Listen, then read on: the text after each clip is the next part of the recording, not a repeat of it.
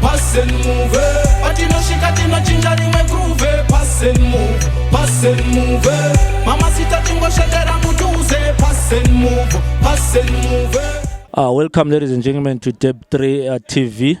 With me, I've got board member, Mr. Board member, or there's some Pirama into the office in the board member chair, board member.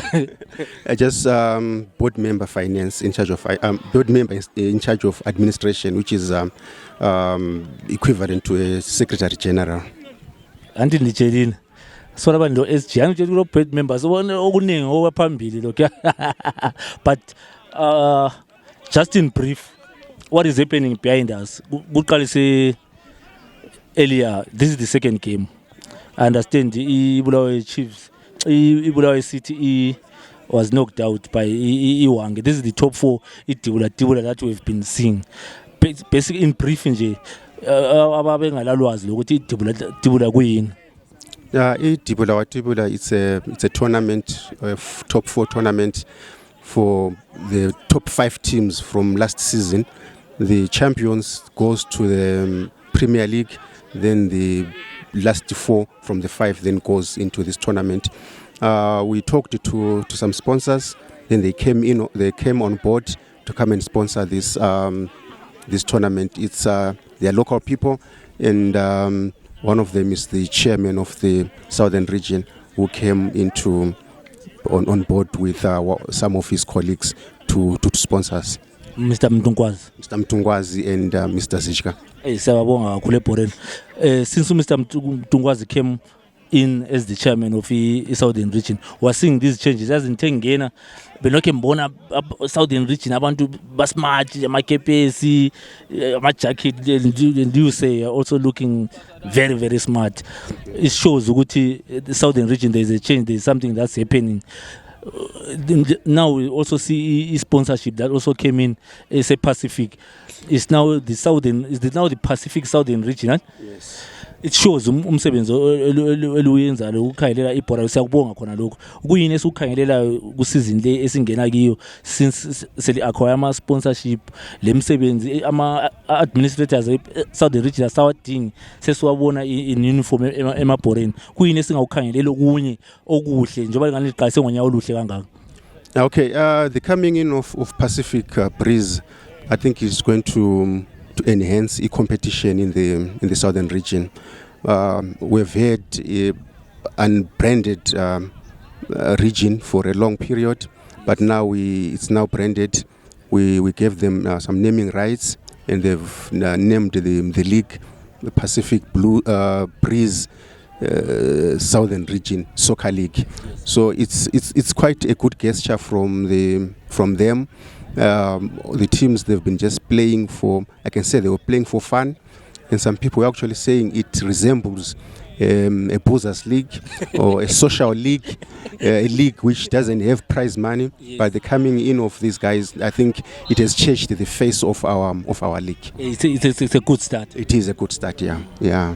So, what else can we look forward going into the season? Is there any cup, since we heard that the Monumuta Cup is also coming in? Is there any cup in the Southern Region that we can expect as the football lovers? Yeah, there are 2 or 3 companies we are currently in discussions with the possibility of partnering them. So just watch the space. We might be also introducing something pretty soon. Mm-hmm. Yeah. Sabonga, Mr. Lupasha, for the gesture. Please continue with the good work in the Southern Region. Thank you so much. Thank you very much, and we also want to thank you for spreading the word and putting us on the map, because this is very important. Southern Region is growing. With these sponsorships, we hope we will compete with other regions in Zimbabwe. Currently, there are some regions which are topping, but we are also following. We've learned 1 or 2 things, and hoping that with time we'll catch up with them. You know, with Deb 3 TV Pass and Move, this is the #1 soccer show in the country, in the land. The recently nominated in the numbers. You never go wrong. We'll definitely put the Southern Region in the map. Thank you so much, sir. Keep up with good work. Thank you so much, sir. Kayela lili senchayisa lelo one. Soccer legend. Right? Former footballer. What's the difference? I think legendary. You listed as Omadinda, Oma legend. Labana bakuyini state of legendary, but you are a football legend. Don't humble yourself. Maybe former footballer. With me, guys, I've got Colin Nyambura, former winger, Real Stars and Highlanders. That's why I'm saying is a football legend. But we are out a football legend. Put us, Pacific Breeze Southern Region top 4. Uyibona njani tournament indithini ku Southern Region eBoren Division 1? No, tournament le inhle kakhulu for our region is uzakwenzakala actually it should be the first of its kind would before season iqalisa kuba le season opener.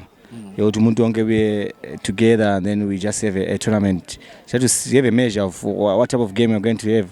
Good thing in top 4 yankhona edlalayo, so yeah, it's exciting to have such a tournament. With the games that we've watched, I understand Ibulawayo City idlalele Wange first game. This is the second game in pitting Kezman. Wabone njani ama games so far? No, so far so good. The intensity is on. Well, it can be as smooth as season siphakathi, but yes, our teams are go pre-season about different combinations, and we expect it from here. It can always be better. Yes. Kuhle khona lokho ukuzwa ama legend analyze ebezobukela ama games o Division 1 mvele BF ngale mfice ku empty ngathi mana ndlule ngizobona idibula kugcwele abantu banengi into le ukhwezwa kweBora le Premier Soccer League yet abantu bagcwele babukele idibula uyibona njani ngepoint yakho ukuthi iBora selikhwele $5 le Premier Soccer League? Yeah, as much as ukuthi iBora sekhwelile, I think indawo ama levels la aqansayo, not knowing ukuthi ama regions abhalisa njani o goal labanye. Yes, but I think for the goal R40. R40, okay. So I think ngathi rest of ground ngasala ku $3 yabe right. Bet me my wings $10 and VIP 15. I think it could be reasonable. Abantu abaningi bayangena nge$3 abantu bayangena. 5 is a bit stiff and 15 for the wings is terrible. That's why I found last week when abantu ku Edgar Stand lapha abantu begcwele ngapho kubo Soweto and eMpangweni.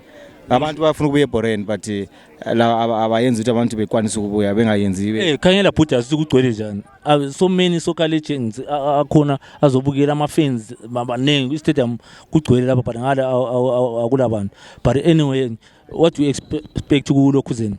Ku Southern Region Division 1 njengoba ngani ukusukuba ama sponsors ukusuba le order so siba ngcono thina into esikhale ukuthi ama players ethole isalary engcono ungakhela ama leagues on Northern Region they pay very well. Why is Southern Region always lacking?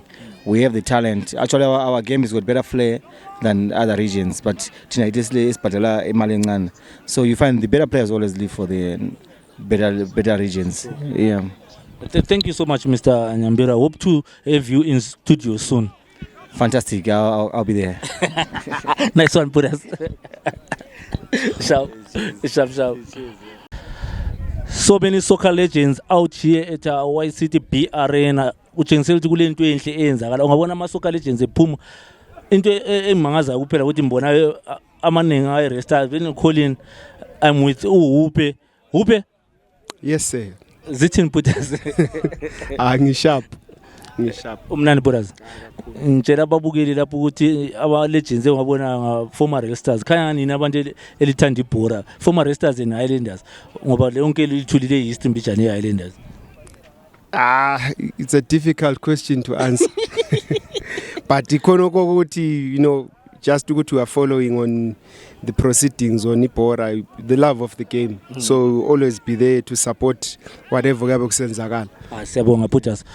Here ubukelile first game which was between Bulawayo City and Wange, and this tournament idibula according to you uyibona njani, since also considering ukuthi administration le engenile ku Southern Region isisecure sponsorship ye Pacific Breeze?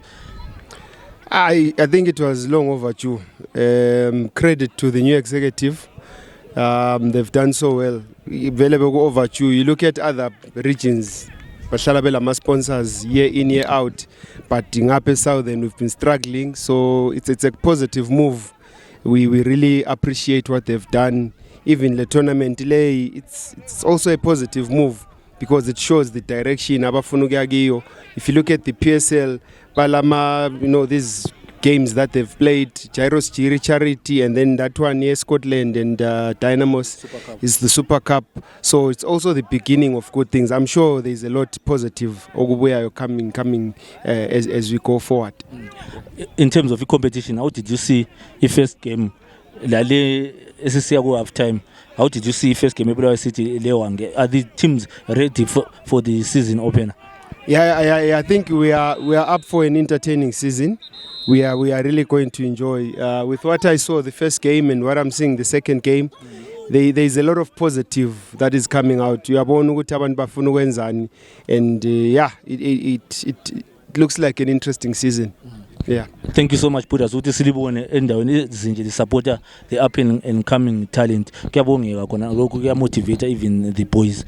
Nah, it's our pleasure. We'll always be there for them. We also have guys that were there for us, so we can only do the same. Like to be there for the youngsters that are playing now. So yeah, it's really interesting. It's a good move. We appreciate. Thank you so much, Pudas. My pleasure. Nice one. Sure. Lega. Pudas Sam, welcome to Tape 3 TV. Ushap. I'm alright. How are you? You good? I'm good. We're seeing the Division 1 teams here playing. Is the Dibula Cup. How do you find how do you find this tournament? So far from what I've from the first point, this is a very noble idea. Having these tournaments is very good. I think in future, maybe include top 8, so that teams all fight for these things at a bigger number, so that they have a stronger pre-season. It helps to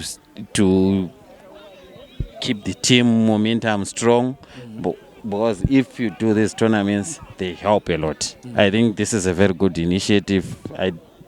I give thanks to the one who initiated this and who managed to say, let's do this as a tournament. I think it's the Mr. Mtungwazi late executive in Southern Region. He's the one in charge of Southern Region. Because in Southern Region, such tournaments, I'm happy that you, as a football-loving person, you acknowledge the work that is being done by Mr. Mtungwazi and his executive. Yeah, Mr. Mtungwazi, I've worked with him at BAFA. I know his capabilities. He's a very person who needs soccer to be put first. Yeah. So I've seen also Pacific something. Is the new sponsor of the league. That's something else that I know he can bring on board. He's someone who really works night and day and night, week in, week out to try and make soccer a better place. Nice. And I think he's coming in, he's going to usher in new blood, even at the ZIFA executive offices.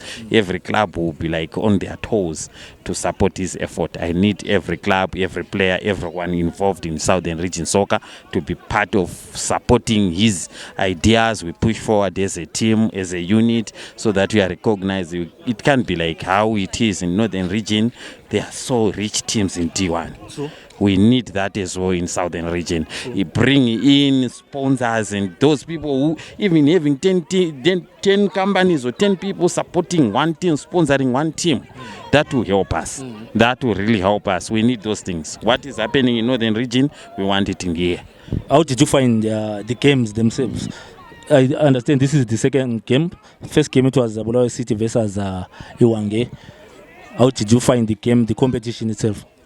I think the level of competition, since we are coming from off-season, but there were some flashes that showed there is some improvement in play.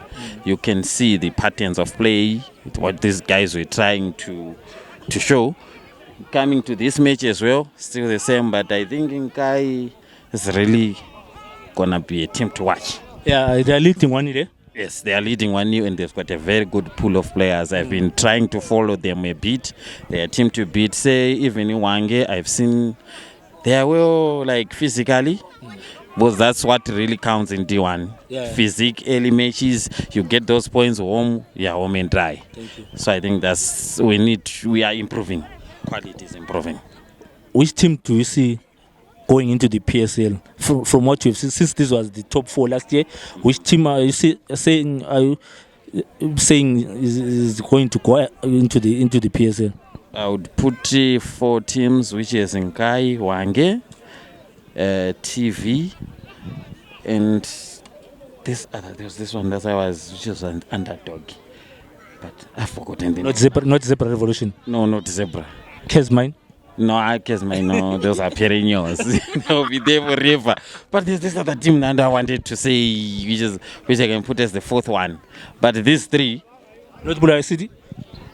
Bulawayo City can surprise some people. Yeah. Can surprise if they really jail up well, they can do something. Nice one. Thank you so much, Papa. Thank you for taking to Tape 30. Don't forget to subscribe. Subscribe and follow the page. Yes. Yes, I'm Nice one, following the page. Nice one, my brother.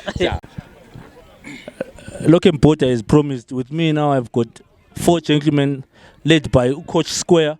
Coach, hello. Hello. Zitin, my coach. Kunzima baba. Ukraine. Ngishapho hamba. Siboni top 4.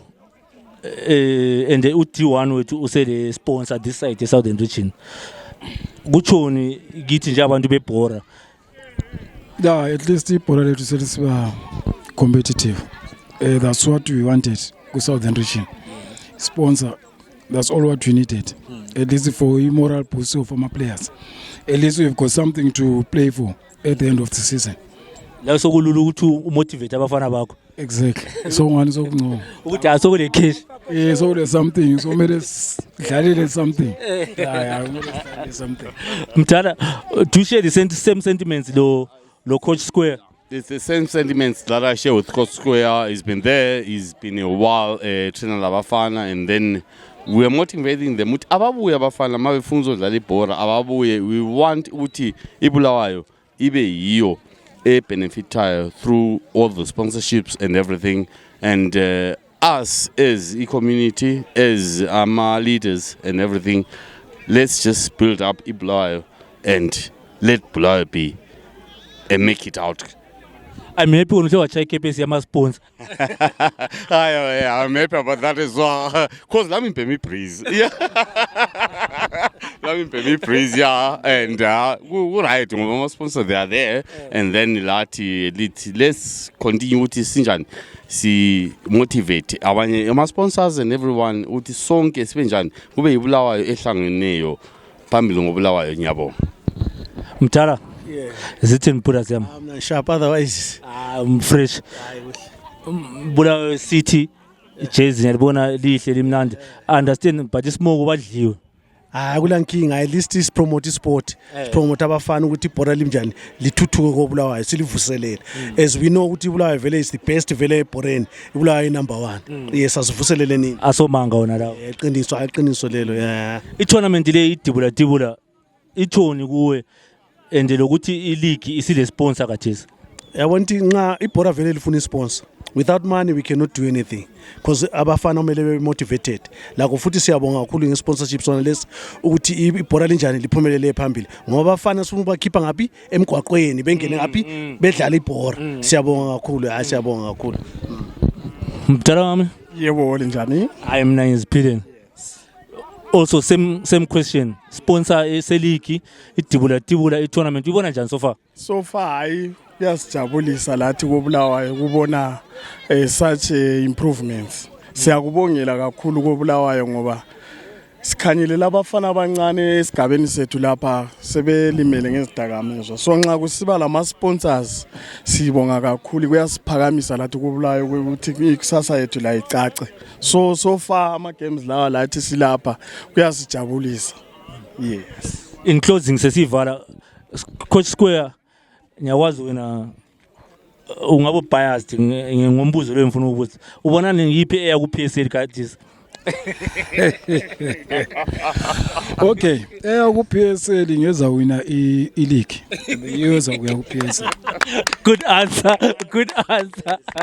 Mana bekumdala. It's the same answer that I've got. Vele winner yeah PSL. Simple as that. Lapha vele yakuyazi Bulawayo City. Hayi Nkalatha is just we are promoting football. That's all. Kuphele win leyo engunumber 1 but Nkalatha uthini let's promote football in Bulawayo. I'm happy lapha ndabantu bebhora fair no favor. Hayi ngokufanayo hayi ukudla ezadlala kahle yezawina ngoba ngathi ngiyakhetha kade sikuzaba nzima ngoba zonke ngizikhanyelela vele ukuthi zingene so kunzi Nice one Buras. Shab coach square. Shab. Yazi ngiyakholisa njani ngichayisana lama legends lama coach manje lapha ushare ngazi ukuthi ngithini ngoba ungucoach at the same time uyi legend akufihlwa khona lokho coach alo. Yes baba njani? Welcome to Tape 3 TV. Ngiyabonga baba. Sibona idibula i-tournament le engane ihlanganisa abantu kangaka u-Division 1 understand currently lokhu anti angiqambi manganzi ngoloku uBosa 90. Yeah, exactly. Coach weBosa 90. Yeah. So it top 4 le. I think into enhle kakhulu for the first time into eyenzakalayo ikokushodayo eBoreni lethu lokho. Nami happy kakhulu ikombe yazo support lapha into enhle kakhulu. Ungasayoqhubeka uhamba kanjalo. And I understand ukuthi sesile sponsor sitsha iPacific Breeze ku league futhi. Yeah, kuhle kakhulu. Ngaso kule sponsor maybe abafana ngathola something ngoba Division 1 bekunzima. Sesile minyaka singela ama sponsors so khathesi I think sibonga uchairman kakhulu lezifa yakhe ngokusupport abakwenzileyo. Angikwazi kwakushodani iminyaka yonke leyo but siyabonga kakhulu abakwenzileyo. Akhona kuyabongiwa. Usuke wabukela yini ama game umbukhona ubonele understand ukudlala iBulawayo City le wange ngiyabona uyabupostile futhi ubonti lawe i-team ungalokhuza njani? Yeah, ngwabonile ama team bembukela iCity Council le wange. They are good teams. Balawa players ale experience bodo uMango uStone lokho bedlala. Compare lathi iBosa 90 this year sidlala sabafana abama 18 19 so thina si right over stigma results but development yeah exactly but ama team ngabala bonkayi mbukela inkayi kade le case mine the bala season players yeah so ngeke sihambe 50-50 lapho. But according to what you have seen competition going into the league wabona njalo are the teams ready now? Are you ready labafana bakho to compete? Yeah, I think we are ready. Lama team ase ready. Vele moto ngeke suke ngo8 but isuka ngo20. So sizaqalisa sizaphika sisiya phambili but okunye ozasimotivate sponsors wena sesibuyile ama team azafighter. I'm watching good football here ewankele inkayi le Kezman. This is good football. Even go Premier League asilibona ibhora leso. Yeah. That is why lingambanga labona chicken indawo yanga. Yeah, exactly. Yabonga coachana lapha ngithe ngcono ngikhipha ikepesi ngiyithwale ngoba semphahlwe ngezinkulu abanikazi bedolopho. Nguchairman uSibanda weBulawayo City Football Club. Chairman esokulungisekile sokuright. Chairman iBulawayo City idlalile first game top 4 umuntu ngwazi usincedile wabisa isponsorship iBreeze lismart libahle ileague yethu sile sponsor nanka le top 4 iyenzakala kuthoni lokho kini? Oqala ngithanda ukubonga uchairman newly elected from Zifa ngithemba ukhangelela ibhora lethu ukuthi for since 2012 i-Southern Region ibengela sponsorship but this time yena uthi wangena nge-sponsorship meaning ukuthi is a man of his principles lokho ayivele kuthembisa ukuthi uzakwenza ukwenzile. We have got i-sponsorship this time. Last time sizidlalela nje amahara, it was charity. We also managed to get ama uniforms from Pacific, all the 18 teams. They are going to give us ama playing kits. They are going to give us ama traveling t-shirts. They are going to give us ama warm-up t-shirts.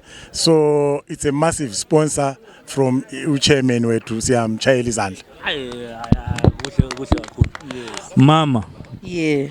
Abanikazi bedolopho. Kuthoni lokho? Yithi kusho ukuthi sesizadlala labafana sebezadlala belomfutho belempahla zokwembatha bazabona besupportekile ngoba nxa umuntu ehlakulelwa uzadlala okuhle kuthi ukuthi team izayakhatshana. Siyabonga siyakubongela kakhulu.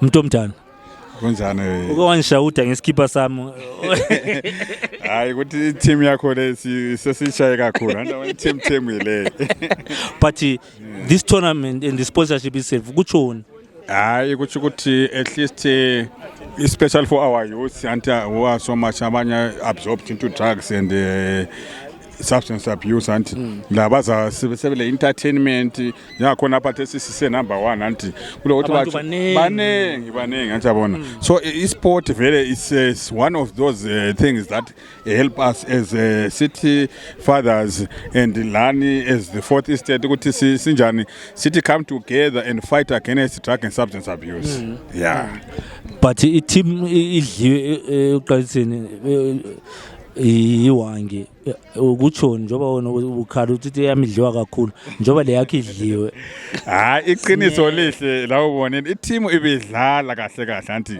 and wange was given i-penalty nge-last minute and we were not happy nge-penalty leyana iqiniso lihle it was a dubious penalty for me then ithe penalty leyana anti we were leading 1-0 yathi penalty leyana anti ayidlalanga 1.5 minutes uref wahle waqeda ibhola anti then it so happened ukuthi sikuma ise tournament sasesicina sifakwa ngapi kuma penalty and a penalty is a win-win situation anti no one can be it's a lotto no one can be blamed for losing a penalty bakithi so our team played so much very well and siyayibonga sithi hayi Bulawayo City keep it up we could have won it that game done unfortunately we're going to be number 3 put us ngiyabonga na ukhansela Mpumelelo Moyo owe wa 26 emganwini lathi singama councillors akho Bulawayo sibuyile ukuzosupporta i-Division 1 tournament yethu kutshengisela ukuthi siyananzelela ukuthi ibhola liqalisa ku grassroots so nqaliqalisa ku grassroots lathi nxa sikhona kuyayenza ukuthi labantu asibahola ezigabeni bebe khona benanzelele ukuthi ama councillors nxa a leader from the front kuyinto enhle kakhulu lokho plus these days kulento ye drugs and substance abuse esilisana layo so nxa abantu betshona belapha abantwana sibabona besupport abanye bedlala which means ilanga lalamhlanje siyakwazi ukuthi they are free from drugs and substance abuse issues so kuyinto enhle sithakazelelayo what iZIFA is doing with their newly elected chairperson ubaba uMtungwazi kuhle lokho sifisa ukuthi behlale beqhubeka benza ama tournament anjengalawa ngiyabonga siyabonga ukhansela ubaba uMoyo sibonga kakhulu sesivala ama team wonke siwabonile yipi eya ku PSL next season ngithi Bulawayo City mina nti ngivela ku Bulawayo mele ngisupporta eyangithi yithi esingena mama Bulawayo City obvious we're going to pick wherever we are put us here liyane egqoke ezibomvu njenge Manchester United lana to Bulawayo City hayi khona ngale sizabangena siyabonga